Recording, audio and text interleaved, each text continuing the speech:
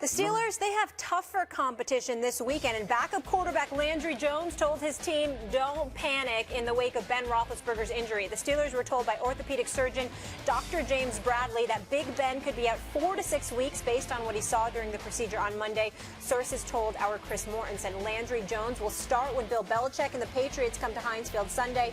Then after a bye week, Pittsburgh has a big road matchup against the rival Ravens in the week after. The 5-1 Cowboys pay a visit to the Steel City. So the Steelers are in first place in the AFC North at 4-2. But will they survive, Max, with Landry Jones at the helm? I think so. And if you look at their record in the coming weeks, you have the Patriots coming up. That's a loss with a backup quarterback, let's face it. Then you have a bye. Then you got the Ravens, Cowboys, and Colts. I'm going to skip the Browns for a second. I'm saying with a backup quarterback, let's say he's out 6 weeks. Ravens, Cowboys at home, and at Colts, I'm going to say you're going to win one of those 3 games. I don't think that's being overly generous. I think that's realistic. You're going to win one of those 3 games, and you're going to beat the Browns. That's 2 wins in your next 5 games, and then you get Ben Roethlisberger back. You're okay. And here's the thing about Landry, Stephen A. Smith. They spent a 4th-round pick on him. And when they drafted him several years ago, the idea was not that one day he's going to take over for Ben Roethlisberger. The idea is they wanted to draft a competent backup quarterback. You know, there are some guys who get drafted thinking this is going to be our backup. He's going to be well-versed in all the things we want to do, our system. And if our guy goes down with an injury and he has to miss a couple games, 3-4 games, or something like that happens, we have a guy who can come in and basically run things the way we want him to run them. Now, if you're the Steelers, and we've heard Mark Schlereth on this show talk about not just drafting guys, but drafting and development. What kind of franchise do you have? Steelers have a good one. They draft, and then they develop them into real players. I think the assumption should be from Steelers fans, certainly, that if this was the plan, 4th-round pick on a backup quarterback, then they have developed him to the point where he can now do his job, especially when you have the kind of weapons they have on offense, a good offensive line, very good offensive line, and a great wideout and a great running back. All those things should help them. I'm saying right now, if Roethlisberger's out 6 weeks, they got at least 2 wins in their next 5 games, plus the bye. There's your 6 weeks. Well, I get where you're coming from with that, but to me, here's where the question lies, because I'm looking at Le'Veon Bell and D'Angelo Williams, and I'm thinking that Todd Haley, and knowing that Mike Tomlin is smart enough to get that man the ball, Le'Veon Bell. I'm thinking about Antonio Brown, who's looking to get more than a $4 million raise that he got this season, and he's looking for a new lengthy contract. They're going to get him the ball more, him, Sammy Coates in particular. I get all of that. To me, it's more a question about what level of faith should I have in Landry Jones. And I'm here to tell you none. I've never been impressed with them. I've never liked him as a quarterback. And when I think about replacing Big Ben Roethlisberger with the requisite weapons that you have in the wide receiver spot, okay, and even with Jesse James at the tight end spot until Darius Green is able to come back or what have you, all right, with Marcus Wheaton, the Colts, and Antonio Brown, etc. You have too many requisite weapons where your passing game could be potent to just settle for a dude that can go in there and knows how to run your system. He needs to know how to do something. And when I think about Landry Jones from last year, 32 of 55, completed 58% of his passes. QBR was of 35. He seemed to make mistakes when he didn't need to. I didn't like his performance last year against Kansas City after he had come in from Ben Roethlisberger getting injured against Arizona, winning that game 25-13 last year. He comes in against Kansas City, albeit on the road, 16 of 29. For just 209 yards, threw 2 interceptions, did not look good. I watched that whole game, was very unimpressed with him. And then, Oakland, Cleveland, stuff like this. He just doesn't move me. It was the reason that Michael Vick was up in there last year. And considering the size that Landry Jones has on him, the pedigree coming from Oklahoma, having played in big games, forgive me if I expected more from this dude who's been in the NFL for 3 years playing directly behind Ben Roethlisberger. I'm not a believer in him. I'm not saying he can't get the job done. I'm saying if you ask me to take money out of my pocket and bet it on Landry Jones, I tell you to go kick rocks. I wouldn't buy it. I don't believe it. In college, that's just me based on what I've seen from him. In college, he got his shot because of an injury to Sam Bradford. And he was not Sam Bradford as a starter, but he was good enough, and he was inconsistent, but he was good enough to get drafted in the 4th round. For the Steelers, excellent organization to spend still a valuable draft pick. It's not a first or second rounder. He was no he was no Dak Prescott. No, he was not. I'll tell you that much. No, for sure not. But that's why the Steelers didn't look at him as the quarterback of the future. They looked at him as a backup. If what you're arguing is that, look, he's no starting caliber championship quarterback, NFL caliber, I would agree with that. But that's not his role on the team. His role is this. If Roethlisberger gets hurt, can you come in and spell him? I'm sure they'd prefer it was 2 or 3 weeks to 4 to 6 weeks, but it is 4 to 6 weeks, and the question is, can he hold down the fort? And I don't think this is a weeding on the Cowboys last year. I think you're doing better than that if you're the Steelers. And if you're not, if this 6-game sample, 4 to 6 week sample coming up shows that he's not, then the Steelers need to move on and find another backup quarterback. But if that's where he's not good enough to back up in the NFL? That's where I'm going. That's where I'm going. I'm saying to you, I don't like him as the backup. I wish they had another backup. That's what I'm trying to say. I don't like him as a backup at all. I have no faith in Landry Jones. I have none. I hope I'm wrong because you know me. I'm diehard Steelers, baby, and I love me some Mike Tomlin and the crew.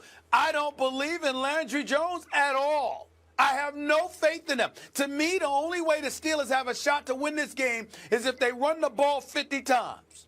Because if it relies on Landry Jones throwing the football, I'm not confident in him. At all. Well, I mean, I don't believe in him. I don't think that's what I'm saying. Have you seen him enough to say that? Okay, you're going to get to see him right now and make that determination. I saw him last year.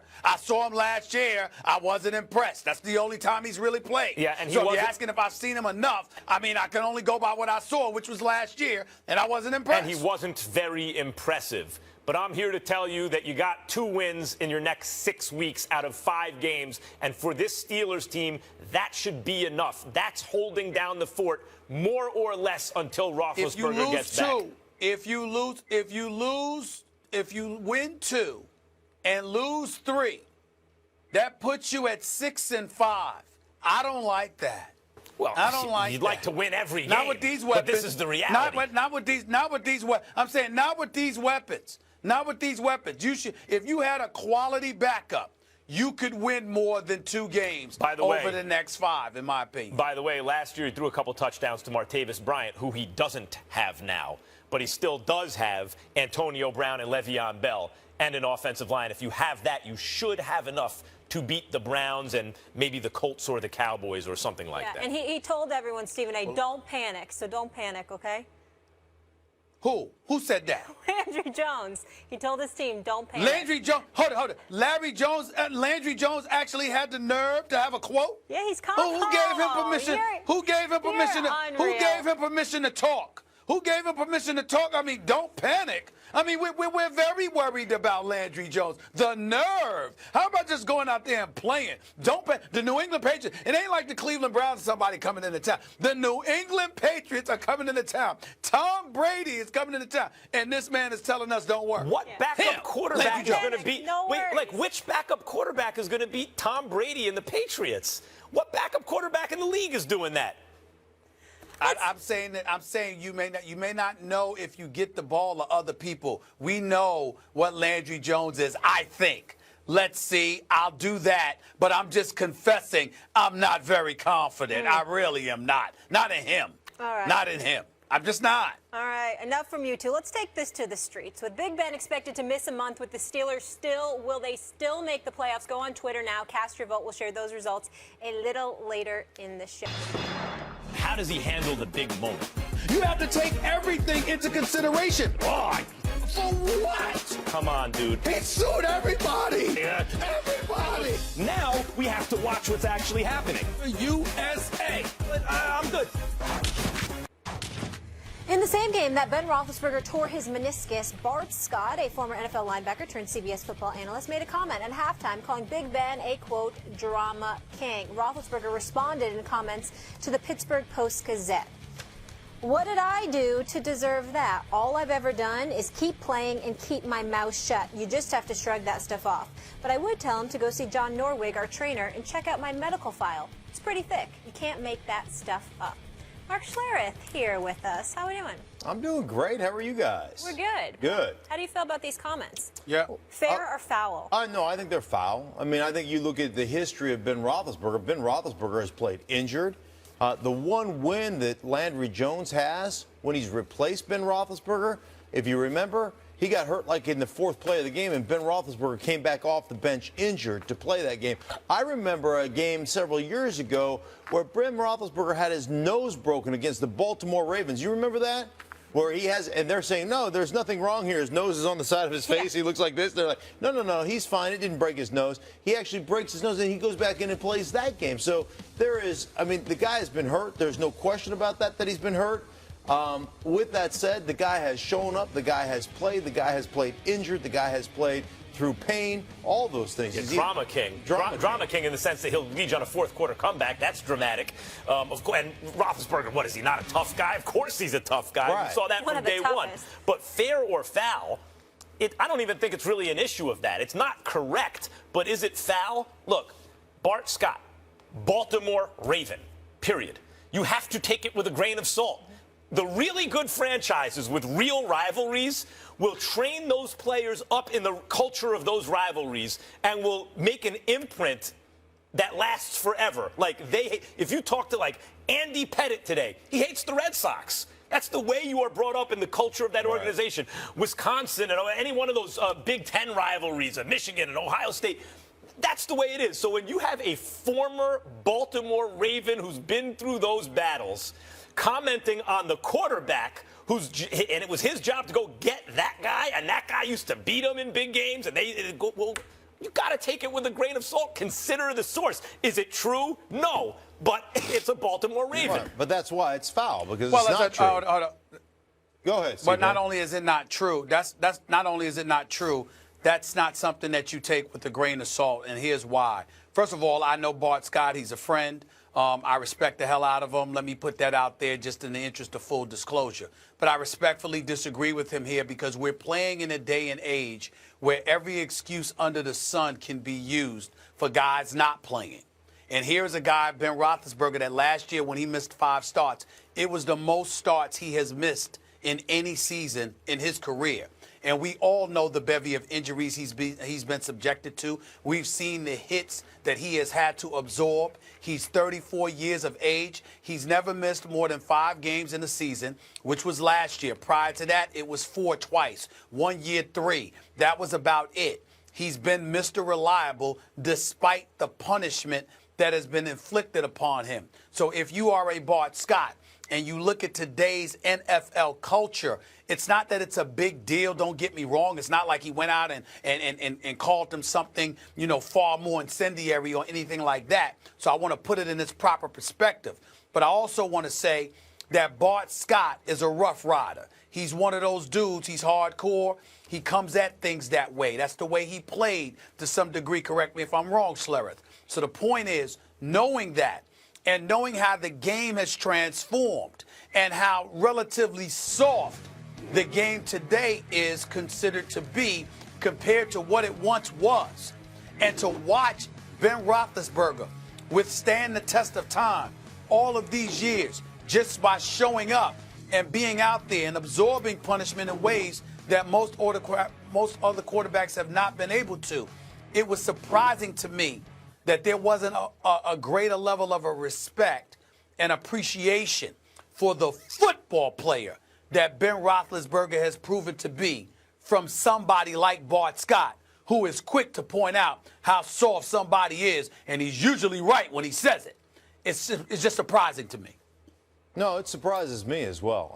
And I understand your point about having that rivalry, but you also have to respect a guy that has done it as well as Ben Roethlisberger has done it, who has won championships and consistently carts himself out on the football field while he's injured, and a guy that has not been provided the protection that a lot of quarterbacks get provided in this day and age of the National Football League, because he is that big, he is that physical, and guys let him probably take, or officials let him take, more hits than the majority of guys. And there's several of those guys you can put in that list. Guys like Ben Roethlisberger, guys like Cam Newton, that probably don't get the benefit of the doubt and take too many hits, and still continuously go out there and play week in and week out. So those are the reasons. I understand the rivalry thing, and I understand, like, listen, man, you know, me and the Raiders, I hate the Raiders with a white-hot intensity of 1,000 suns. It's just the way it is, right? I'm rooting for them to lose. But I still respect the guys who end up going out and playing on a week-to-week basis, and playing hurt especially is a badge of honor in this league, and he has done that. Therefore, I don't look at him as a drama king, if you will. I just think that comment's a little bit out of bounds. It was interesting that of all players, you think about Roethlisberger, who before he was even a great quarterback was a great football player. Like, you always used to hear about that. Even if he had a bad playoff series, but then he makes a tackle in the open field in the playoffs, because he's this tough football player that all the football types like. And for him to get that reputation, I think Stephen A. may be onto something. Maybe that has as much to do with the culture of protecting the quarterback and the kind of envy that can produce in other players, as it does with the actual rivalry between the Steelers and the Ravens, although I think that plays into it.